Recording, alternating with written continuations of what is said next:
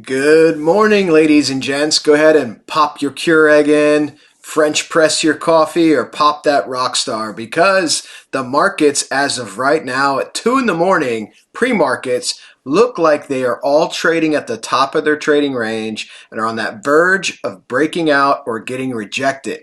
So let's go ahead and jump into this. So we're looking at the Russell 2000 first because this index is very volatile and I love to trade it. So let's go ahead and look at a couple of things here. First, I guess let's go ahead and pull a fib retracement and pull this down from the beginning of the wave down here to the base. As you can see, struggling with 2053, which is what we are at right now, just above the line at 2053, as you can see.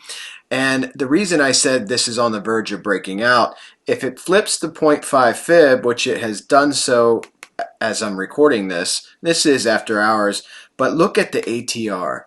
ATR is dropping down through all of these previous baselines. It may be coming down to this bottom baseline. So that means volatility is dropping and you can see the volume is tightening left to right, okay?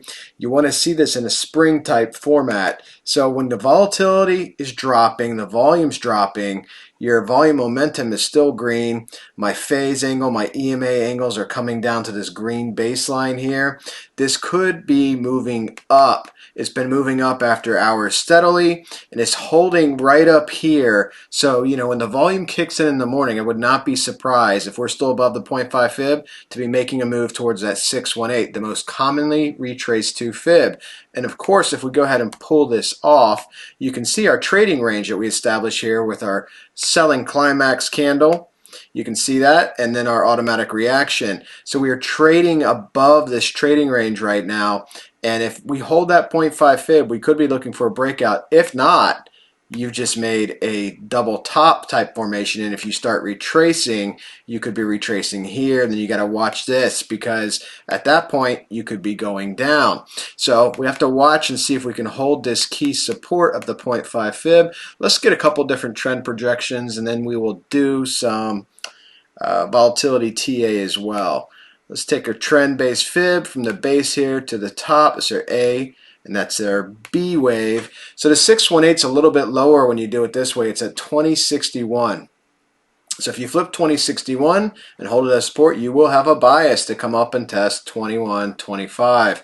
And as you guys know, for the Russell, I do have on the daily time frame lots of EMAs. We just got above the 21. Actually, we're on it right now. We've been struggling with it. But if we can flip that 21, you do have the ability to move up a little bit. So watching the Russell closely, let's go ahead and check out our volatility indicators as well and see exactly where this is at. Let's look at the Caterpillar. See, we got our bottleneck right here. The Russell's starting to expand, and this is above the median line. So this move is biased to be to the upside. Now, having said that, obviously up here you were biased to the upside and you came cratering down. So this is definitely worth watching. And if the market's open bullish tomorrow, it looks like at least the Russell could potentially be going up. Let me look at one more thing down here. Okay, we did the volume. And let's see what else we have here. Let's look at Ichi, see if we're above the cloud on the 4-hour time frame.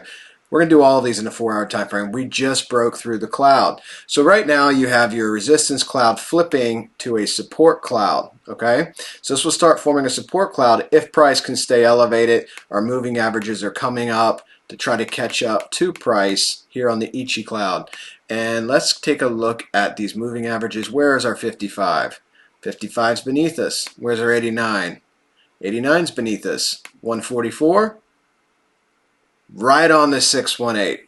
So that's right on the 618. So that really is your first big hurdle here in an upside move is 2061 on the Russell.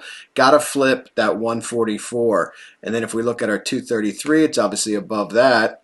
And that's a little bit closer up here at about 2100. All right. And let's see if we got above our VPVR. Yeah, we got above our peak volume resistance, as you can see. So this is a bullish move by the Russell. So let's see what it can do tomorrow at market open. Actually, when you guys wake up, market open. Let's look at the Nasdaq right now. So Nasdaq, we hit a bearish pattern here, and then you can see we had a nice price descension. Just about, let me get that mark down here, just about a nice almost 6% move off this pattern.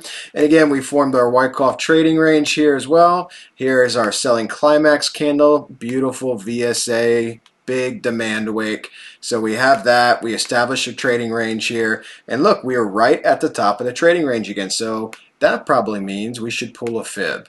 And let's see exactly where we're hitting our head here. Try to get this exact.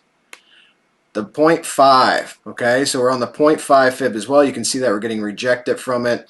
So we basically need to flip the 0.5, which is at 14,822 at the time of this recording. This is 14,803. Again, this is pre-market, so it is lower volume. We're at 14,803, but very similarly to the Russell, except you don't have a double top, but you do have all these rejection candles up here, right? So you've been up here before, so you could be coming back down. But let's check our volatility. Let's check our ATR. Let's see what's happening here with price.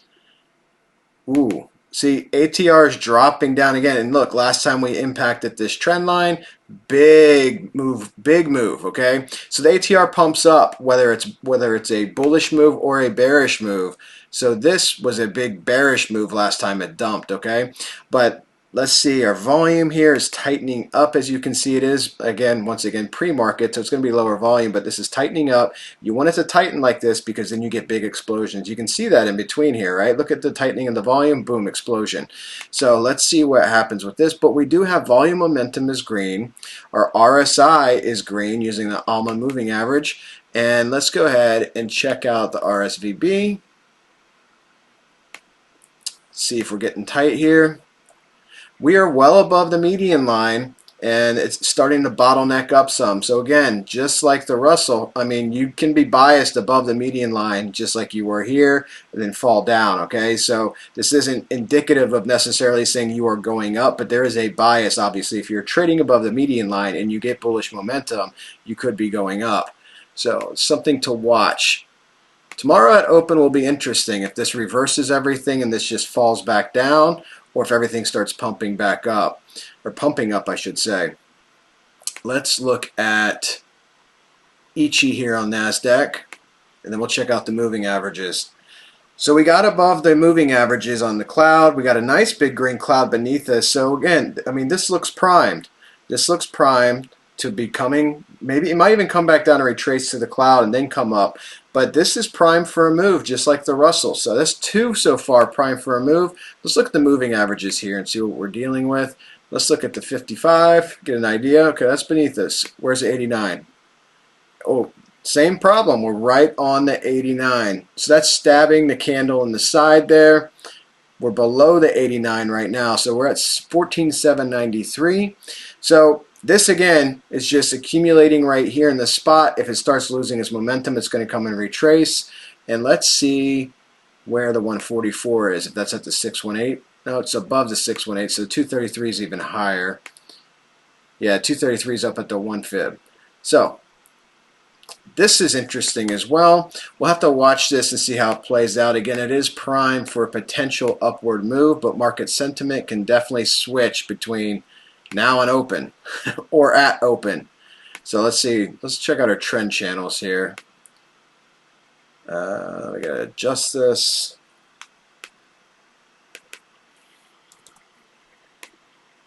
That should work. There we go. We are above our median line in an uptrend. Well, we're starting to lose it a little bit, but something to pay attention to. And let's check out our VAMA, which is our volatility moving averages, if we are above them or not. We are above both of them. So again, this is primed for a move. So this is definitely something worth watching. And let's just try one more fib level on the Nasdaq. We'll try a trend-based fib here for a projection. Come down here. So A, here's our B. See, on this, you're above the 618. So you could be coming down to retrace to the 618 at 14,749, in which case you would need to hold it, and then you could have an up move up, and then your first target would be 14,918. Is this part of the potential melt up? You know, if all of these three indexes pump tomorrow, it'll be interesting to see because, you know, March is right around the corner. The Fed meeting's right around the corner. And even though the incremental rate hike will do basically nothing, as we all know, it is a psychological thing for the market because interest rates are effectively zero. So raising it 1/4 point shouldn't affect things too much, but I would not be surprised because the markets are rational to see massive selling as well. So many stocks are down, and so many stocks are down, and they still have exorbitant PEs. Oh, that's something I want to show you guys. I'm glad I just said that. The Shiller PE ratio. So what this is a 10-year measure of the SPX, okay? 10-year measure. So you can see that the median and mean will just take the difference between the two and say 16. The mean is 16.91, the median is 15.86, slightly different calculations. So let's just say 16, okay?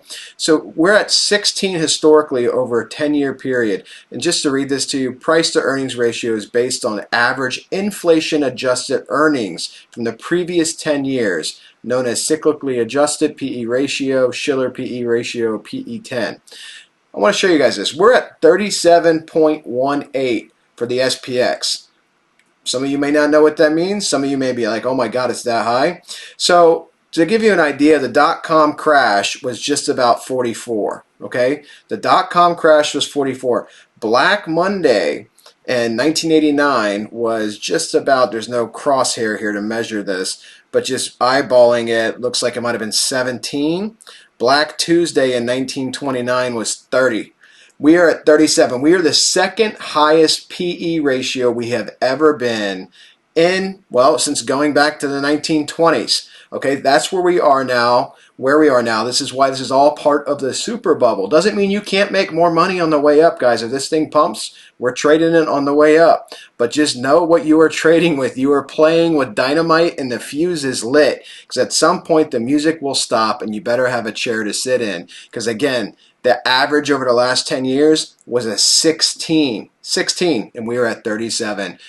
To give you an idea too, so in 2000, the dot-com crash over the course of 3 years, the SPX lost 50%. In 2008 crash, the SPX lost 50%. So you can clearly see just dividing this by 2 gets you basically back down to that mean. So the SPX is setting itself up at some point, at some juncture. Is it the first rate hike? Is it the second or third rate hike? At some point, you could start seeing a decline of 50% in the SPX. And just as a reminder, in the 2000, in the dot-com crash, the Nasdaq went down 82% and Amazon went down 92%.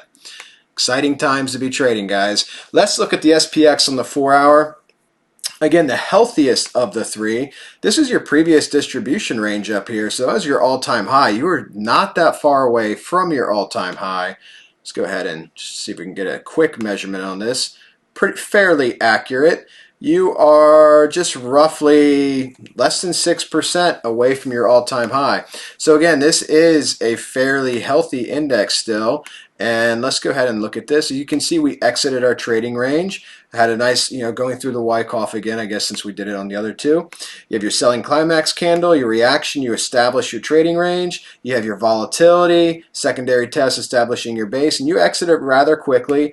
Last point of support. Came back up. This would be rolling down for a backup, but we are on a 4-hour time frame, so remember on the daily it won't look like this. But this would be your backup position, which is essentially reaccumulation for a potential move up. That can be flipped for distribution, but it is reaccumulation at this juncture, holding support. So let's get some measurements. Let's see what's the best way to go here. We can measure from up here, pull the fib down, see exactly where we're at. Basically coming to tackle the 618 again. As you can see, we spiked above it, fell below it, roughly holding the 0.5 fib, some down thrust through it. Maybe might be able to find a better angle here for this. Let's play with the fibs a little bit. Let's try our trend-based fibs, selling climax candle, up to the up thrust, down here to that base. Yeah, it doesn't come out that well either. Let's try trend-based fib. This is part of playing with fibs because you're basically looking for waves here to this low. Yeah, the best one that I can find for you guys right now just at 2 in the morning because I'm tired. Well, now it's 2:30. Is pulling this down from the top of this wave. Okay, so from the top of this wave, we're moving up towards this 618 at 45.62. So we haven't been able to hold that yet based off this retracement. So we'll see if we can get to 45.62. I guess we can just try a baby measurement here with the trend, with the fib retracement. Here, that's pretty good. You can see this 618 is lower down, and that's what you're hitting your head on now. So this works as well. So you can see the 618. You want to flip that, stay above it, and you got rejected from it. So price is falling slightly, and of course you would want to hold your various fib levels on the way down, or else you're going to be stuck here down in accumulation. So this is another one to watch. But let's see what the volatility is saying about this. What do we have for volatility? Let's check our Caterpillar first. This doesn't look as oh, okay, it is bottlenecking up. It looked more expanded there. It is bottlenecking up once again above the median line, right? So you have that bias. You do have a bias to move up. And let's check our VAMA, volatility moving averages.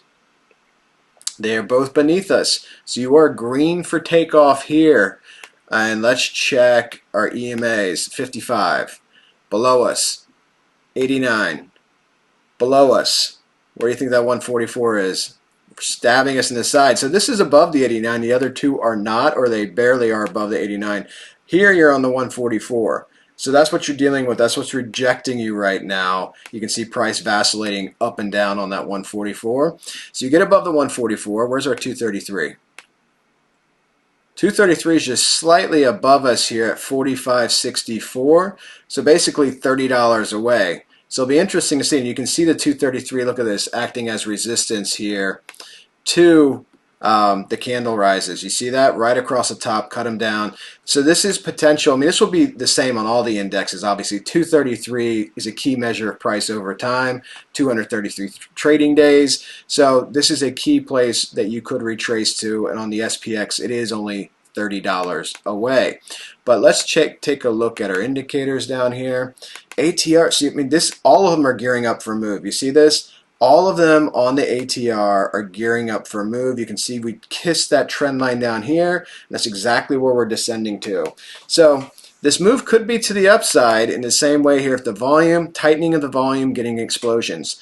Every single volume tightening, these little gray candles, look at the next candle. And you got 3 in a row right here. So you got 3 in a row. So we're going to get a big blue candle potentially, or a big red candle. It may build up a little bit like this, but this will be really interesting to watch, or it could just explode. We have gray candles, boom, big red candle. But since they are all at the top of their trading range, this has a little bit more to go. There's $30 more to get to the 233. And depending how you measure the fibs, where you pull them from, you can get some different measurements. But you're either right at the 618 on the smaller retracement, or you could really just focus on this 233 because that is only $30 away. So just something else to watch, guys. And I'll keep an eye on the markets tomorrow. Of course, I will make another video tomorrow if we have some good price action to report on. And then tomorrow, as a bubble update, I'm going to show you my projections for the super bubble, where these markets will end up, because you hear a lot of different numbers thrown around, but I'm going to show you Fibonacci style what I'm seeing and what my predictions and projections would be when that super bubble finally does pop. Hopefully not until all of us have made a lot of money. Guys, go ahead and smash the like button. See, it's getting late. It's 2:30. Go ahead and smash the like button for me, and subscribe to the channel, and keep a pot of coffee on the burner for me, because I'm going to need it in the morning. I'll tell you that. Probably on 4 hours of sleep. Our Discord link is in the video description, guys. Talk soon.